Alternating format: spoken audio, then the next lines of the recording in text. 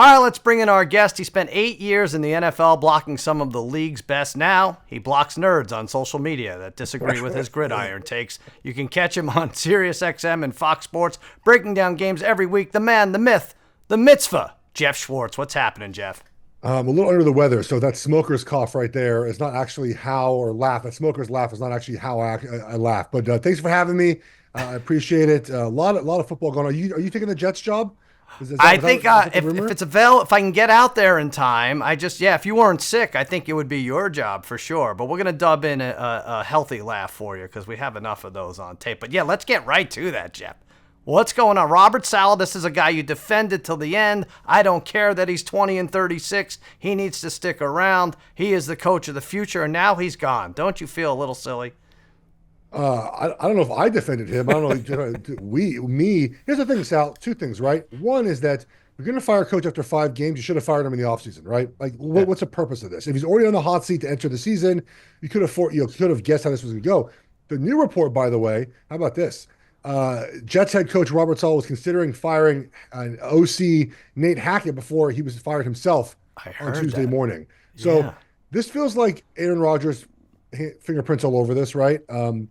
He didn't like Saleh. He didn't get along with him, even though they claimed that there was no sort of tiff there, whatever. But it does feel very much like this is a decision made by the quarterback, who you seem beholden to, because the defense was not the problem. Now, I don't think they're terribly coached well. They're not a disciplined football team in general, and Robert Saleh has lost a lot of games. But the problem is the offense. Is you have Nate Hackett as your OC. He has never been good, Sal, anywhere he's been, and yet we act like he's going to be some savior because he has Rodgers with him. It's not going to turn out well for the Jets. They're an unserious organization, and after this year, they're going to have to basically restart everything over again. I want to talk about the state of the NFL in general in terms of especially betting on favorites. Congratulations, first of all, to you and your offensive line brethren. I feel like you got it together and scoring is up, and a lot of these games are now more appealing. Can we have a favorite win every now and then, though? I know you're a smarter better than taking money line parlays with favorites, but I'm not. And I'm sick of seeing not only the biggest favorite lose every week, but like the 2 biggest favorites go down every single week. We don't hit anymore in training camp. We don't practice like we used to. There's less preseason games. It takes time to be good in offense. And now we've had 5 games. Offenses are figuring things out, right? Defense, the too high discussion, they're figuring out to run the ball a little bit more now. And so we're seeing a little bit of a balance now back to a little more offense. And I just think the NFL is made for parity. And outside of the Chiefs, for whatever reason, who don't seem to lose, there's a lot of parity this season. And so you have a situation where Arizona, goes into San Francisco and beats them because the Niners just aren't as good this season. And we're seeing it more often this year than ever before. I think that's the reason why. There's just a lot of parity right now in the league. Yeah. All right, let's talk about those Chiefs. Your Chiefs, you love them. I mean, you played for like 16 teams, but you picked the Chiefs as the team you're going to back all season. And why not? They're 5-0. Now, Patrick Mahomes is plus 230 to win MVP. People say that's a little bit short, considering he has 6 touchdowns and 6 interceptions. I think he's running the ball better than he ever has, and he's fascinating. But the flip side to that is if you don't like Mahomes as MVP because the quarterback play hasn't been stellar, why wouldn't you like Andy Reid at 30-1 for Coach of the Year? Why is he never in the conversation for Coach of the Year? This team had the toughest schedule in the first 5 weeks and injuries on offense. I don't have to list them for you. Pacheco, right? Rice out. Why isn't Andy Reid in the conversation for Coach of the Year? He's only won Coach of the Year one time, I believe. That was like in 2002 with the Eagles. I don't know, man. Mike Tomlin's never won Coach of the Year. Kevin O'Connell's going to win, obviously, I think, as of right now. I don't know why. Maybe because it's expected. He's supposed to win all these games. But yeah, look at the game last night. Their wide receiving crew was Travis Kelce, obviously, like Hall of Famer, and then backup tight end, 3rd string tight end, 4th string tight end, a cast off from the Jets, a cast off from the Patriots. And they're continuing to score points. And Kareem Hunt, who hadn't rushed for that many yards in 4 years, whatever it was. So yeah, I think he should win Coach. Mahomes MVP. He's not played as well as previous years. He might default win the award for Chiefs with 13-4, Sal. But I think if you're looking for MVP market, Lamar again, Josh Allen. I don't think Sam Darnold, but maybe Jared Goff, because I think the Lions are really good. If they win the NFC or the top seed in the NFC, maybe he's your guy. But it does feel like a sort of a depressed market right now. There's no real front runner. The Ravens are 3-2. Josh Allen, they're 3-2. Mahomes is 5-0, but not playing his best football.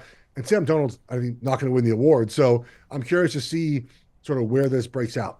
I think it's tight. I think it's only plus 230. He's got the low number because it kind of has to be a top 2 seed if you go by For the most historic. part, yes. Right. Yes, and it so does, at 5-0, you would think the Chiefs would end up with a top 2 seed. Bo Nix, you happy with him? What's going on in Denver? I feel like he's different from the other two. Every game it seems to be his first game, and he takes a little time to warm up, and then the fourth quarter, he's as good as most quarterbacks out there, I feel. They're 3-2. It's pretty impressive. And they get the Chargers this weekend, who off a bye. Who knows who's healthy for the Chargers right now? The Denver defense is playing complimentary. They're really good. Surtain's been incredible.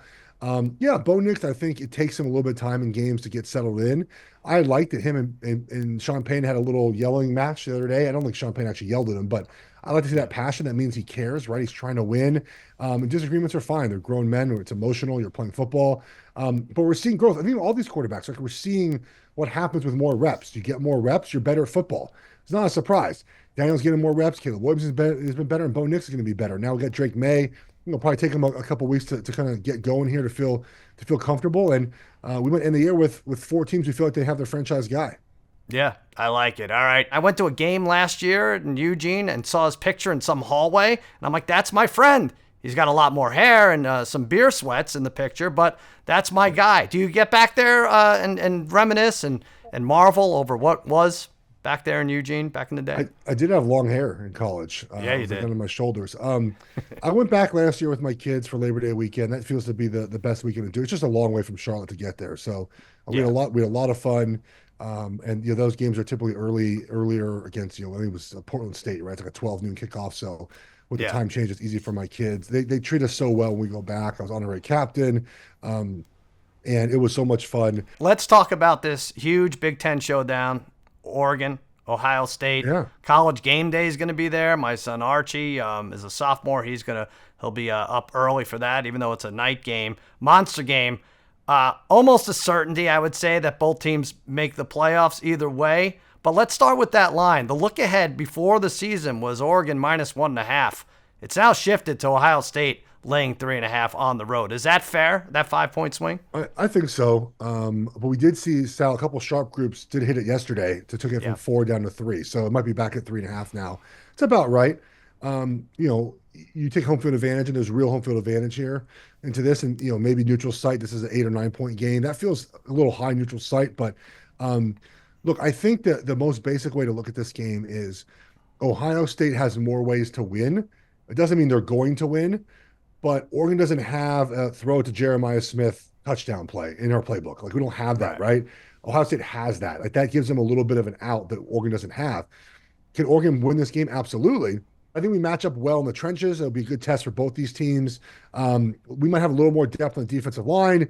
They have more depth at wide receiver, running back. Again, I think it just comes down to Gabriel. If Gabriel is playing his best game, we can win. If it's anything less than his best, we'll probably need some turnovers, sort of things to go our way to win that game. So give me a pick. I think you're right. I think since they made the offensive line switches, they've been more dynamic offensively. That helped. Gabriel kind of, not flashy, but, it's cut down on mistakes. Like, he doesn't have 7 or 8 interceptions, only a couple miscues here. Yeah. So do we have enough to win? The total kind of baffles me. It's 53, I think. I don't get that. I guess if Ohio State's going to win, maybe it is low score. I mean, Oregon has to win this game like 35-32. Like, I don't think they're going to win this game 24-21. So give me 35-31 Oregon here. One of my favorite stories in college football is the Boise running back Ashton Jonte. He was not even halfway through the season, 1,031 yards rushing, 16 touchdowns. Played very well against us, and I was like, oh boy. This and I think you felt the same way. Like, all right, I feel a little better now that this guy is just running all over everyone. Is he plus 240? It's funny, he's about the same odds as Mahomes to win MVP, but he's plus 240 to win the Heisman. Does he run away with this if he keeps up the pace? Well, I mean, they're going to have to finish 11-1, right, and be a playoff team. 12-1 for this to happen. You think so? Oh, to be a Yeah, playoff team. Yeah, yeah, yeah. for him to win the Heisman, right? He's not going to win the Heisman if they're 9-3. Well, LSU lost 3 games. I know it was in a tougher conference, but there is a little wiggle Sure, I mean, room, yeah, think. Lamar was 9-3 too, I think, at Louisville. But Yeah. the fact is, like, this is a running back from a G5 program, right? Now, Yeah. rushing for nearly 200 yards against Oregon is a big deal. That's going to play well because Oregon's run defense is really good. Mhm. But I don't think so. I actually think the winner of the Oregon Ohio State game, that quarterback probably has inside track into winning the Heisman. Really? I still think Jalen Milroe is a good option. I think he's 11-1 today. Bama's still going to win a lot of football games, and he was fine on offense the other day. It wasn't his fault they lost that game. Yeah, I guess all these teams will probably end up with 1 loss. You're right, but I was also looking at that because Dylan Gabriel's 14-1. I was like, wow, he'll be top 3 if he has a good game, like we hope. But it's funny you say Ohio State quarterback. Well, Jeremiah Smith is 40-1, and then Will Howard is 50-1. I wonder if that's too far down to leap into the conversation here with top 3. Well, Jeremiah Smith is certainly good enough to win this award. It's just if you end up having a situation where you're choosing between Will Howard and Jeremiah Smith, who gets the nod, right? So that's, I think, the question is who gets the nod. Jeremiah Smith can certainly win the award. He's incredible. What? But Travis Hunter's the only other one I wanted to talk about, plus 320. Yeah, I mean, What do they have to do? What do they have to win? Colorado, they might just be good for 6 wins and him playing both ways to the finish line. I have a Travis Hunter plus 3,500 ticket for the Heisman. Wow. So, hopefully you survive long enough to cash it. Well, yeah, I mean, this is one of those situations too where the cash out option, which I never suggest otherwise, might be good to play here at some point, right? Yeah. If they win 9 games, maybe he's into it. I just don't see them winning 6 to 8 games and him being. I think he's maybe in New York for the ceremony, but winning the award I think will be tough. But I think we all agree that he's the best player in college football, but he might not win the award. All right, Geoff, we got to do this with you. We call this Cousins Conundrum. Cousins Conundrum. This is one question. There's no way you've been asked this before. All right, there's a good part, and then there's a consequence at the end. Okay, Here's the thing: you go out there. You're on a one-man crusade to bring back the Pac-12, and you do it. You actually do it. You go around the country, you give speeches, you talk to the right people, and you bring it back, and you get credit for this. You're hailed as you're fixing sports, college sports at large. You get it done. The only problem is you now have to have your children homeschooled by Deion Sanders. Do you do it?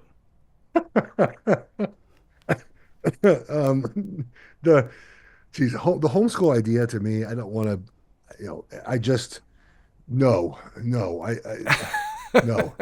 it the homeschool idea? Is it Deion homeschooling the kids? You're both. The homeschool idea, I get it. Like, I understand, but I like that my kids go to school every day and that they're with other kids and in classrooms and with friends. And okay, what if they go to school, but Deion's their teacher in every class? Oh, do I bring okay, how about this? The better question would be, if we bring the Pac-12 back and Oregon wins a national championship in football, then I think I'd be okay with Deion being my kid's teacher. You would? Okay. Yeah. If I'm going to change that around. If Oregon wins a championship, for sure, yeah. Good. I think we made some, I could do that. I know, like, the superintendent of the school district your kids go to, and I'm going to make some calls. You should. And you get this Pac-12 thing going. I'm in. Let's go. I mean, I'd do anything for an Oregon championship at some point in my life. I've been very blessed as a fan of teams. I was a Niners fan as a kid, a Lakers fan, a Giants baseball fan, and became a Chiefs fan when my brother was there. Like, I've been very fortunate with championships in my lifetime. I need an Oregon championship now to finish it. All right, let's get it done, buddy. You can follow Geoff Schwartz on Twitter at Geoff Schwartz. He's the best. Geoff, thanks so much for being here. Go Ducks this weekend. Yes, let's go. Thank you, buddy. Appreciate it.